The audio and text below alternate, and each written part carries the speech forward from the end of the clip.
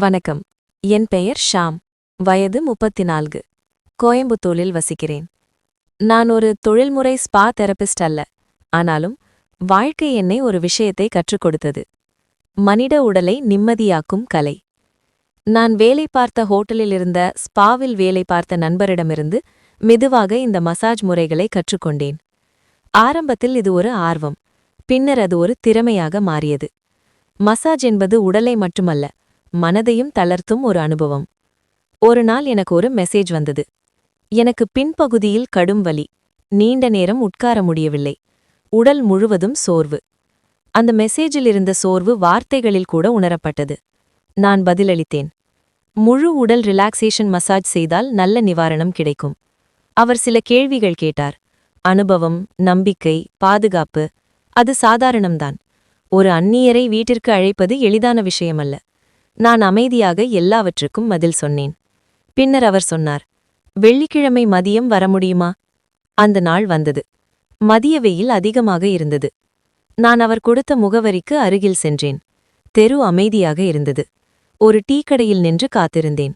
சில நேரம் கழித்து அவர் மெசேஜ் அனுப்பினார். இப்போ வாங்க. வீடு பெரியதாக இருந்தது. அமைதியாக இருந்தது. அவர் என்னை உள்ளே அழைத்தார். மரியாதையாக தண்ணீர் கொடுத்தார். பின்னர் மேலே உள்ள அறைக்கு அழைத்துச் சென்றார். இங்குதான் செய்யலாம் என்றார். அறை சுத்தமாகவும் அமைதியாகவும் இருந்தது.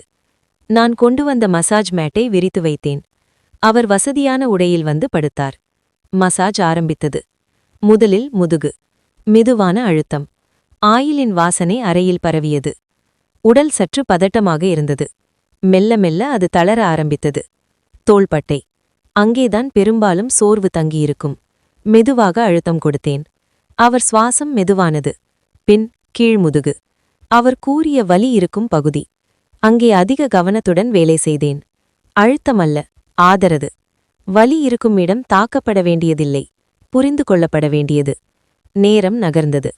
அவர் உடல் மெதுவாக தளர்ந்தது. பின் கழுத்து. அங்கே இருந்த பிடிப்பு மெதுவாக கரைந்தது. அவர் திரும்பி படுத்தார். வயிறு பகுதியில் மென்மையான மசாஜ். சுவாசம் இன்னும் சீரானது.